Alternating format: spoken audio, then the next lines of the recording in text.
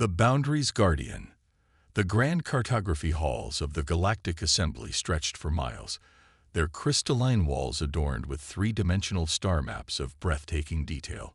Every sector, every system, every planet charted with meticulous precision. Save for one. At the outer rim of the Orion Arm, the holographic displays simply ended in a clean, perfectly straight line. Beyond that line lay human space. No data, no stars, just empty darkness. Ambassador Talari Xenvura of the Aquilan Confederation ran her six-fingered hand along the edge of that darkness, her bioluminescent skin pulsing with curiosity. 40 cycles she had served in galactic diplomacy, and still this boundary fascinated her. "You won't find answers there, Ambassador," came a voice from behind. Prime Minister Tholis, the diminutive leader of the Galactic Assembly, approached with his characteristic slow gait. His ancient eyes, 7 of them arranged in a crescent pattern, regarded her with something between amusement and concern. "Why do we accept it?" Talari asked, not for the first time. An entire sector of space, cordoned off by a species younger than most of our civilization's written histories. The Prime Minister's skin rippled in what passed for a shrug among his kind. Because anyone who's gone looking for those answers hasn't returned to share them. That wasn't entirely true. Ships did leave human space. Human ships, carrying human traders, human diplomats, human soldiers when necessary. They engaged with the galactic community, sold their goods, shared certain technologies, but they never, ever allowed non-human vessels past their border. The Galactic Assembly had accepted this arrangement for over 200 years. The humans had made it clear, cross that line without permission, and you wouldn't come back. "The Council has approved your proposal," Tholis said, interrupting her thoughts. "Though I register my formal objection." Talari's bioluminescence flared with excitement. "I'll depart immediately." "Ambassador," Tholis said, his voice dropping to a whisper. "Be careful. The humans. They're not like us. They don't think like us." Talari had studied humans extensively, a binary-gendered, mammalian species from a high-gravity world. Short-lived but remarkably adaptive. Their rapid rise to technological parity, with species thousands of years, their senior had been unprecedented. Their military capabilities, well, the less said about those, the better. "I'm not afraid of humans," she said. "Perhaps you should be," Tholis replied. "They've been holding that border for 2 centuries against something. The question isn't just why no one goes in. It's why nothing comes out." The diplomatic vessel Harmony of Understanding was the finest ship the Aquilan Confederation could provide. Sleek, fast, and equipped with enough defensive capabilities to make any would-be aggressor think twice. Not that Talari anticipated trouble. This was, after all, an invited visit. After centuries of maintaining their isolation, the humans had extended a rare invitation to a non-human diplomat. Why they had chosen Talari remained a mystery, but she wasn't about to question her good fortune. "Approaching the boundary, Ambassador," announced Captain Meridian, her 4 eyes fixed on the navigation display. "Human vessels are moving to intercept." The view screen showed 3 ships materializing from what had appeared to be empty space. They had been there all along, cloaked by technology far more advanced than anything the Galactic Assembly possessed. "Establishing communication," the communications officer reported. The screen flickered, revealing a human female. Her dark skin contrasted with the crisp white of her uniform, and her eyes, only 2, a trait that still struck many aliens as disconcertingly asymmetrical, were sharp and evaluative. "This is Admiral Helena Chen of the United Earth Defense Force. Harmony of Understanding. You have been cleared for escort to Earth. Follow our lead precisely. Any deviation from the course we establish will be considered hostile action. Confirm understanding." Talari stepped forward. "This is Ambassador Talari Xenvura. We understand and will comply, Admiral." The human nodded once, and the screen went dark. "Friendly bunch," Captain Meridian muttered. "They're cautious," Talari corrected. "As would we be, in their position. The harmony followed the human vessels into the darkness beyond the map. Almost immediately, Talari noticed something strange. The ship's sensors, among the most advanced in the Galactic Assembly, began reporting contradictory information. Star patterns didn't match known configurations. Radiation signatures fluctuated wildly. Most disturbing, the quantum field analyzers reported localized distortions in the fabric of space-time itself. "Captain, are you seeing this?" Talari asked, studying the readings with growing concern. Meridian nodded grimly. "Space itself is wrong here. It's as if the fundamental constants are in flux." For 3 days, they traveled deeper into human space, and the anomalies only grew more pronounced. Sleep became difficult for the crew as strange dreams plagued them. Visions of impossible geometries and entities that couldn't exist in three-dimensional space. And then, suddenly, everything normalized as they entered the Sol system. The home of humanity appeared. At first glance, unremarkable. A yellow star, 8 planets, the standard assortment of moons and asteroids. But deeper scans revealed the truth. The entire system was encased in layers upon layers of technology. Defense systems, sensor arrays, and machines with purposes Talari couldn't begin to guess. Earth itself was a contradiction. From orbit, it appeared to be a pristine garden world with limited development, surprising for the homeworld of a spacefaring civilization. Most species had nearly destroyed their planets before reaching the stars. "We're being directed to a landing facility in a region they call Switzerland," Captain Meridian reported. The descent was smooth, the landing uneventful. As the ship settled onto the landing pad, Talari felt a momentary hesitation. What if the stories were true? What if no alien who set foot on Earth ever left? But she had come too far to turn back. The airlock cycled open, and Earth's air, rich with oxygen and countless organic compounds, filled her respiratory tracts. The gravity was stronger than she was accustomed to, but manageable, and waiting at the bottom of the ramp was Admiral Chen, flanked by a small delegation of humans. "Ambassador Xenvera," Chen said, extending a hand in the human greeting custom. "Welcome to Earth." Talari took the offered hand, noting the strength in the human's grip. "Thank you for the invitation, Admiral. I confess, I've been curious about your world for many years." "And we've been curious about you, Ambassador," Chen replied with a smile that didn't reach her eyes. "That's why you're here." The facility they took her to was unlike anything Talari had expected. From the outside, it appeared to be a modest administrative building nestled against the side of a mountain. Inside, it extended deep into the earth, level after level of laboratories, living quarters, and command centers. "This is CNTINEL," Admiral Chen explained as they descended in a gravity lift, Earth's primary monitoring and defense installation. "Defense against what?" Talari asked. Chen's expression remained neutral. "That's what you're here to learn." They reached the lowest level, hundreds of meters below the surface. The doors opened to reveal a vast circular chamber dominated by a pool of what appeared to be liquid darkness. Around it, dozens of humans worked at various stations, monitoring readings and adjusting controls. "Before I explain," Chen said, "I need to know what you experienced on your journey here. Did you notice anything unusual? Dreams, perhaps?" Talari hesitated, then described the anomalies they had detected and the strange dreams that had plagued the crew. Chen nodded as if confirming something she already knew. "And what do you know about quantum entanglement, Ambassador?" "I understand the basics," Talari replied. "Paired particles affecting each other instantaneously across any distance." "Good. Now imagine that on a cosmic scale. Imagine entire regions of space entangled with something else. Something outside." "Outside what?" "Reality. Our universe." Chen gestured to the pool of darkness. "This is a quantum stabilization engine. One of thousands we've built throughout our territory. They maintain the integrity of our region of space, preventing it from becoming too entangled with what exists beyond the membrane of our universe. Teleri felt her primary heart skip a beat. You're saying there's something trying to break through into our reality. Not trying, Chen corrected.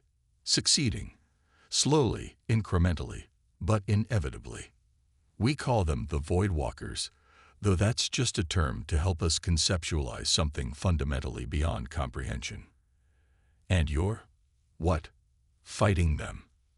Admiral Chen shook her head.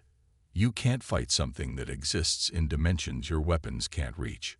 We're containing them, stabilizing the regions of space they've affected, preventing further incursion. Why you? Teleri asked. Why humans? Chen's expression darkened. Because we made contact first. Because we were foolish enough to develop technology that inadvertently thinned the membrane between realities. And because once you've seen them, they've seen you. She led Teleri to a viewing platform overlooking the dark pool.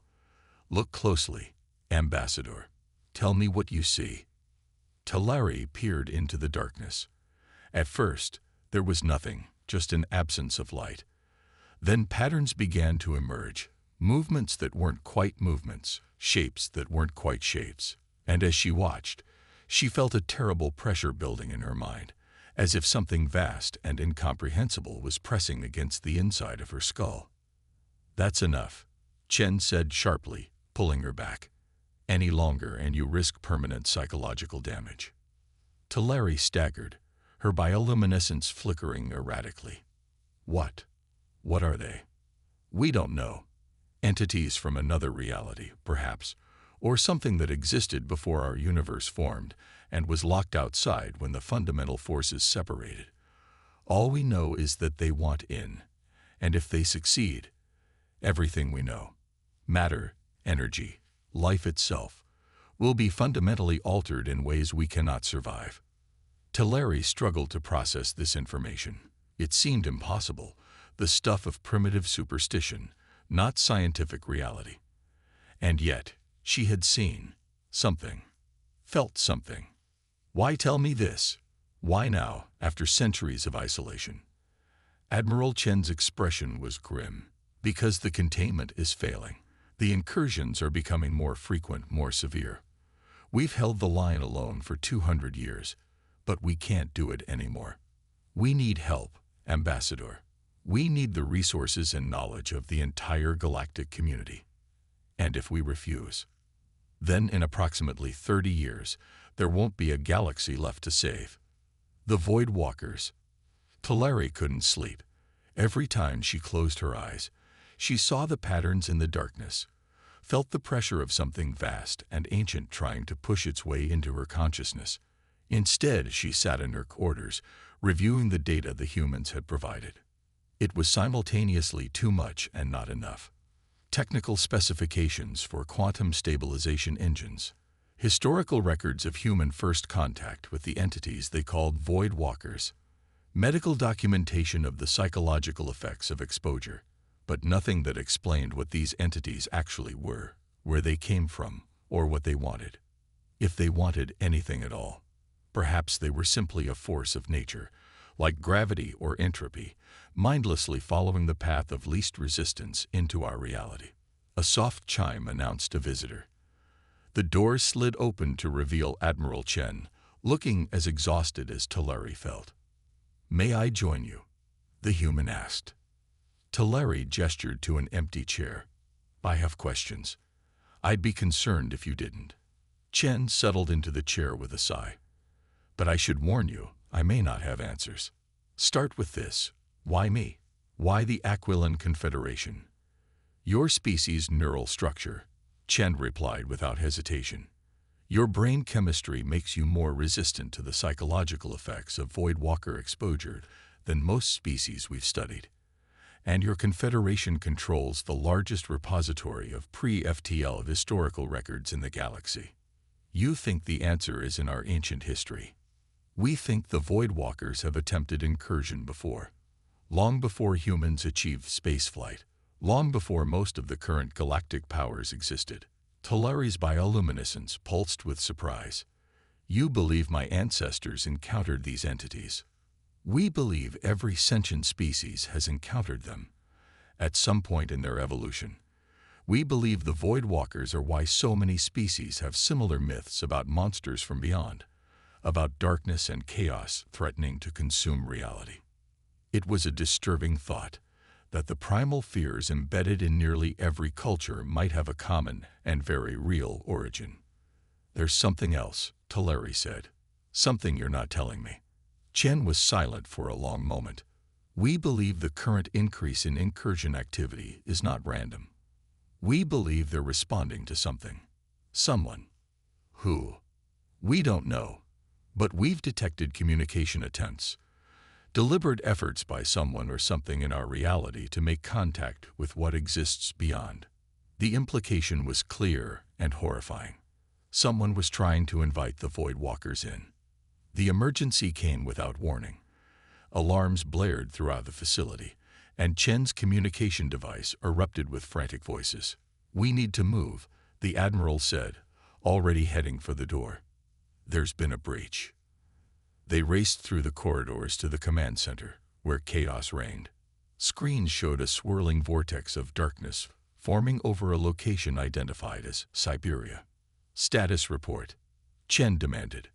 "Stabilization engine at Outpost Vostok has failed," a young human officer reported. "Complete quantum cascade in progress. Estimated time to full reality breach, 17 minutes. Evacuation in progress, but the anomalies are spreading too quickly. We're losing contact with teams on the ground." Chen turned to Teleri. "I'm sorry you have to see this, Ambassador. This is what failure looks like." On the screens, the darkness spread like spilled ink, distorting everything it touched. Trees twisted into impossible shapes. The very ground rippled like water, and in the center of it all, shapes moved. Things that resembled nothing in Teleri's experience, yet somehow triggered deep instinctual fear. "Is there nothing you can do?" she asked. "We're deploying mobile stabilization units, but they won't be enough. Not for a breach this size." Chen's face was etched with grim determination. "We need to contain this now, whatever the cost, or it will spread across the planet within hours." "What about my ship? The Harmony has experimental phase shift technology that might." "No," Chen cut her off. "Engaging with a breach using untested technology could make things exponentially worse." An officer approached with a data pad. "Admiral, contingency firebreak is ready for your authorization." Chen took the pad, her hand hesitating over the confirmation button. "This will sterilize a 200-kilometer radius. Millions of lives. What choice do we have?" the officer asked quietly. Teleri's minds raced. There had to be another solution.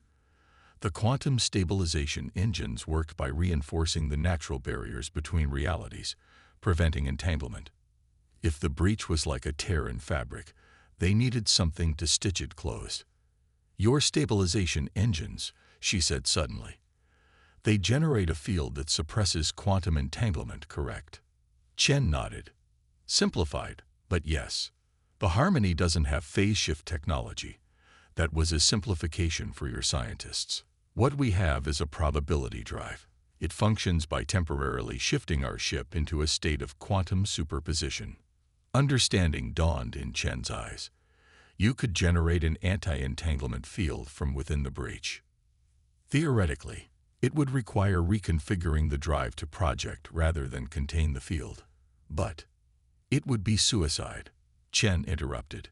"No one who has entered a full breach has survived with their sanity intact, let alone their life." "I'm not suggesting I go," Teleri clarified. "The ship can be automated. We'd need to modify the drive and program a precise flight path, but it could work." Chen hesitated, weighing millions of lives against a desperate gamble. "How quickly can you make these modifications?" "With the help of your engineers." "Hours. But we don't have hours." "No," Chen agreed, setting down the datapad. "We don't." The next 12 minutes were a blur of frantic activity. Teleri, connected remotely to the Harmony systems, worked alongside human engineers to reconfigure the probability drive. They were making educated guesses, adapting technology on the fly in ways its designers had never intended. Drive reconfiguration at 87%, reported Captain Meridian from the ship. But Admiral, the autopilot can't compensate for the spatial distortions near the breach. We need a pilot. I'll go, Teleri said immediately. Absolutely not, Chen replied. This is our problem, our responsibility. And yet you invited me here to ask for help, Teleri countered. This is help. Besides, your own data shows my species has greater resistance to void walker exposure. Resistance, not immunity, Chen argued. And once you're inside the breach, all bets are off. Would you rather deploy your contingency firebreak? Sacrifice millions. The argument ended there. Minutes later, Teleri was aboard a hypersonic transport racing toward the harmony of understanding. Through the viewport, she could see the spreading darkness on the horizon, a stain on reality itself.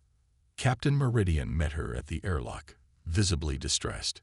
Ambassador, I must formally object to this course of action. Objection noted. Captain, please evacuate the crew as we discussed. I should be the one to fly this mission, Meridian insisted. I'm the pilot, and I'm the only one who fully understands how the modified drive will interact with the breach, Teleri replied. It wasn't entirely true, but it was true enough. Now go. That's an order. Once alone on the bridge, Teleri opened a channel to Sen Tai Niel. Admiral Chen's face appeared on the screen. The modifications are complete, Teleri reported. I'm preparing for approach. Ambassador, Chen said, her voice solemn. I want you to know that regardless of the outcome, what you're doing won't be forgotten. Teleri's bioluminescence pulsed once in acknowledgement. If I don't return, ensure that what you've learned is shared with the Galactic Assembly. No more secrets, Admiral. The galaxy needs to know what it's facing. You have my word. Teleri closed the channel and turned her attention to piloting. The Harmony responded smoothly to her commands, rising from the landing pad and accelerating toward the breach. As they approached, the ship's sensors began to fail, one system after another overwhelmed by the quantum distortions. The darkness loomed ahead, a writhing vortex of nothingness that defied description. Teleri felt her resolve waver. Every instinct screamed at her to turn away, to flee from the wrongness that lay ahead. But she thought of the millions who would die if she failed, of the billions more who would follow if the breach spread unchecked. She activated the modified probability drive. The ship shuddered as the drive engaged, projecting a field of anti-entanglement around the vessel. The darkness ahead seemed to recoil, like a living thing sensing a threat. Then Teleri thrust the engines to maximum and plunged into the breach. Reality shattered around her. She saw everything and nothing. Infinite dimensions collapsed into points of blinding clarity, then expanded into voids of incomprehensible emptiness. Time flowed backward, forward, sideways. She glimpsed entities of impossible geometry, beings composed of thought and void, ancient beyond reckoning. And they saw her. Consciousness after consciousness turned its attention toward the intruder, the tiny mote of order in their realm of chaos. Teleri felt their curiosity, their hunger, their fundamental wrongness pressing against her mind. With the last of her strength, the last of her sanity, she activated the drive's overload sequence. The probability field expanded outward, a bubble of enforced reality pushing against the encroaching chaos. Where the field touched the breach, the tiers in space-time began to seal, reality asserting itself against the void. The entities screamed in frequencies that existed outside of sound, their many appendages, both physical and conceptual, reaching for her, trying to drag her into their realm before the gate closed. Teleri felt herself being pulled in two directions, body anchored to the ship, mind drawn into the void. The pain was exquisite, a rending of consciousness that no being was meant to endure. With her final coherent thought, she activated the emergency transport beacon. And then there was only darkness. Ambassador, Can you hear me?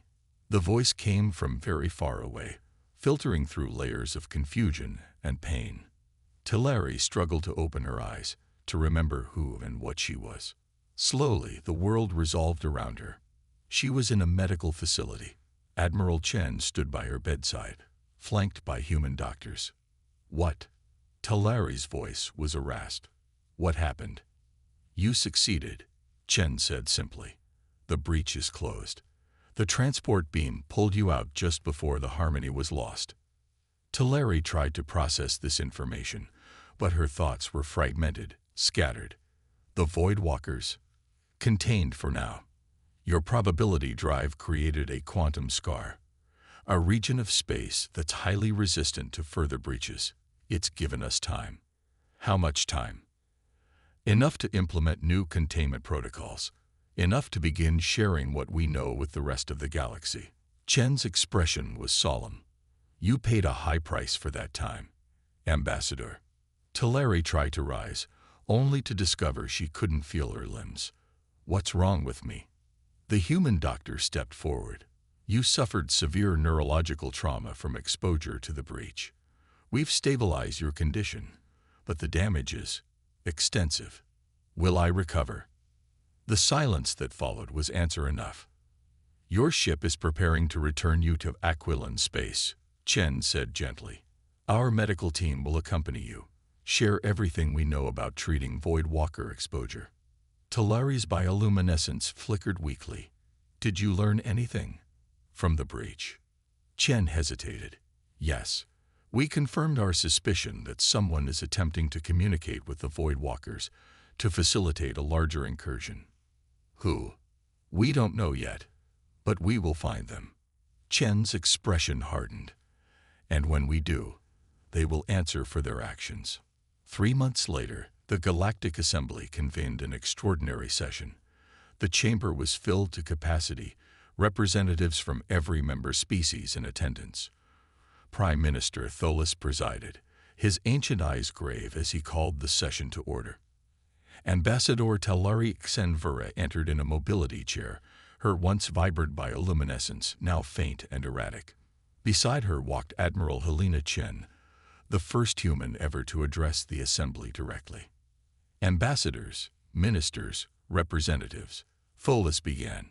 We are gathered to hear testimony regarding a threat to our shared existence and to consider a proposal from the human delegation. Teleri's speech was brief, her voice strengthened by medical technology, but still bearing the marks of her ordeal. She spoke of what she had seen, what she had learned, and what it meant for the galaxy. Then Admiral Chen took the floor. For 200 years, humanity has stood as a barrier between you and something you couldn't comprehend, she said. We didn't choose this role. We stumbled into it through a combination of scientific curiosity and terrible luck. But we accepted it because the alternative was unthinkable. Displays around the chamber activated, showing technical specifications for quantum stabilization engines, data on breach events, and historical records of Void Walker encounters. We can't hold the line alone anymore, Chen continued. The breaches are becoming more frequent, more severe, and now we know they're being helped from within our reality. Murmurs rippled through the assembly. We propose a joint defense initiative, shared technology, shared responsibility, a network of detection and containment systems spanning the galaxy. It won't be easy. It will require resources, collaboration on an unprecedented scale, and sacrifices from all of us. And if we refuse? Asked the Zithraxi ambassador, their crystalline form vibrating with skepticism. Then you're welcome to visit Earth and look into the pool yourselves, Chen replied evenly. See what waits beyond the membrane of reality. But I warn you, once you've seen them, they've seen you, and they never forget.